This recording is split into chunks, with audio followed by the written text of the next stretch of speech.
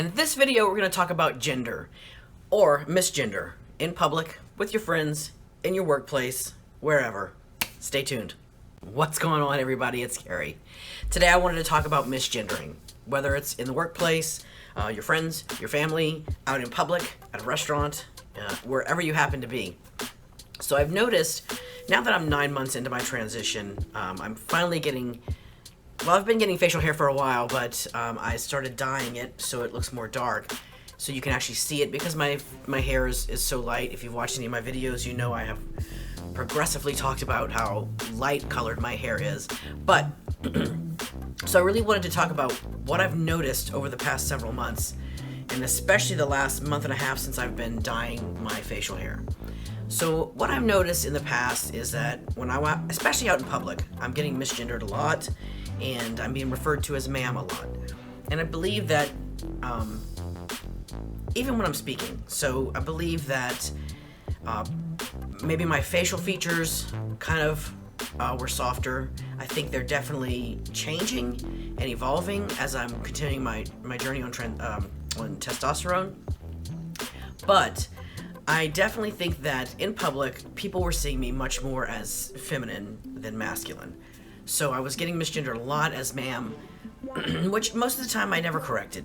If I was in a space where I would never see you again, I really didn't care. It didn't bother me, you know, it just whatever. I'm going about my business, I'm doing my thing, and I'm leaving.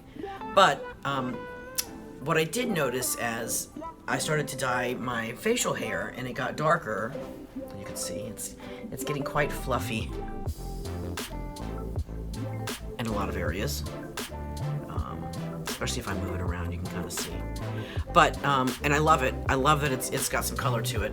But I've definitely noticed that I am not getting misgendered nearly as much in public, which is great. And I'm really enjoying that. So I'm getting sirred a lot more. It is like drastically cut down, probably 80% of how I used to get ma'amed all the time. So last weekend, I went back home to New Orleans for my uncle's funeral. And it was the first time that I was around my family. Physically. So it was quite an interesting journey while I was there. Some of my cousins, most of my family know, they kind of follow me on Facebook or on Instagram, so they know my journey. If they're not on social media, then they've heard through the grapevine, or they've heard from other family members that I am in this journey. So it was a very interesting couple of days with my family. I had a lot of cousins who were very kind in acknowledging my transition and acknowledging my journey, making sure they're using the right pronouns, making sure they're using the right name, and I was so grateful for that. But I did find myself, I found myself in a space where, since I started my transition, I've never said these words. And I introduced myself to somebody at the funeral as Connie's daughter. Connie is my mom. And I introduced myself as Connie's daughter. And it's the first time I've said those words since I started my transition. And I caught myself immediately. And I thought, well, you know, these people, that's how they know me anyway. They've not known me any other way other than Connie's daughter. So, but it was really weird for me to say that, and it was weird for me to hear me say that. So, yeah. But anyway, my family was really good about it. I had no, there was no drawbacks to it at all. Everybody was really kind. I did get heard and she'd a lot. In some spaces I corrected that, in some spaces I didn't.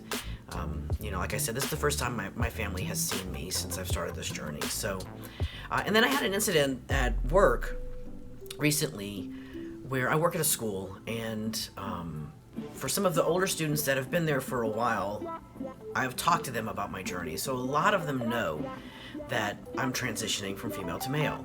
Well, the newer students who are coming into the program they're meeting me as male. They've never known me before as female, so they're meeting me as male, which I love, and I think it's great, and I don't have to explain it to everybody. But we were at an assembly for the school, and one of the administrative staff was speaking and then referred to me as she, and it was in front of the whole group, and I didn't say anything. It was just really quick. But what I thought about that night is that even though everyone at my work is 100% on board, so supportive. I work in the most inclusive and diverse place you could possibly think of. Actually, I have coworkers and I have students who come in who are also going through their own journey of being transgender. So it's a very safe space for me to be in.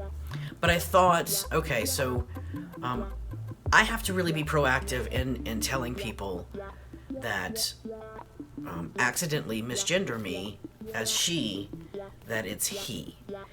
I have to do that. I have to be proactive in continuing to make sure that people understand that when they slip up, that it's okay, but they need to correct themselves. So I sent out a mass email to everybody at work, to our staff at work, and just very gingerly explained that to them. And they're so understanding, and they're so apologetic and everything else. So, but it went over really, really well. I got a lot of positive feedback and support from my coworkers, and I think they really want to try to do the right thing.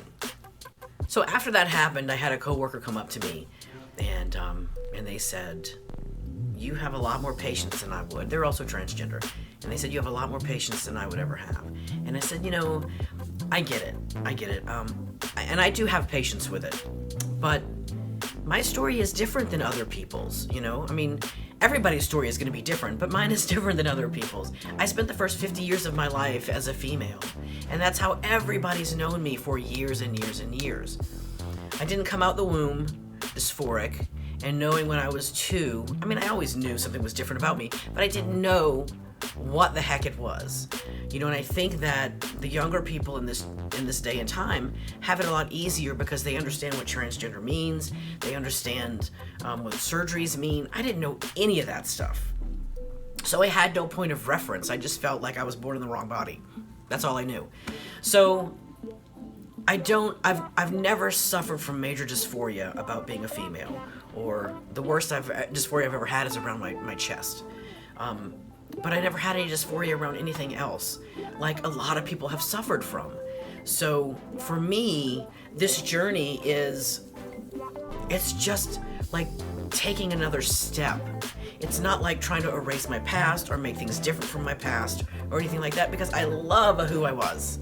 I love the person that I was. And I love the person that I am. And the person that I'm continuing to be. So there's no right or wrong with it for me. And so I do have patience with people. But like I said, I do have to realize that I have to be proactive to catch people when they use the wrong pronouns, so that I'm not encouraging them to continue to use the wrong pronouns. So anyway, I just wanted to touch on that real quick and just say this has been my experience. I love that I've been getting gendered more now as male. I love that people are trying really hard and working to use the right pronouns with me and ask me questions. I'm getting a lot of questions from people, some in the LGBTQ community and some not in the LGBTQ community, about being trans and what it feels like, and being misgendered, and all of that kind of stuff. So I'm grateful for those folks in my life, and I'm grateful for the ones that continue to come into my life and support me along the way. So speaking of support, if you are not already following me, please make sure you hit that subscribe button. Hit the notification bell so you know when I'm uploading a new video. Make sure you like it. If you like the video, please give me a thumbs up, and share it with your friends and family. I would love you for it. All right, you guys, take care. Peace.